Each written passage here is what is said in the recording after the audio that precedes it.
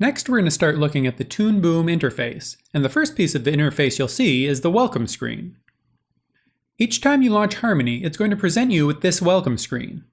If you've already been using Harmony, your recent files will show up in this column over here.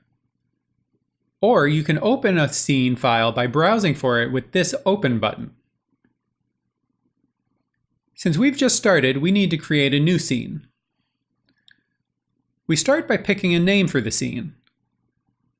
Then, we need to decide where to keep our scene on the computer.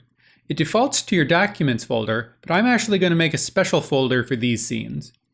I'll click Browse, and go to the desktop, and create a new folder called Toon Boom Tutorials. Then we need to pick the camera size. There's a drop down here with some presets. There's a few versions of HDTV and some larger ones for film, as well as some older TV formats.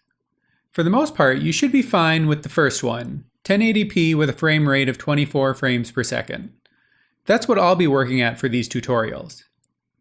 If you need to do a special resolution, you can create a new preset using this plus button and set the size and the frame rate that you want.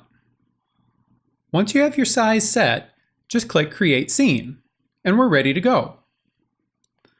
Now it actually doesn't create the scene file on your hard drive until you save, so let's do that by going to File, Save, or you can hit Control or Command S.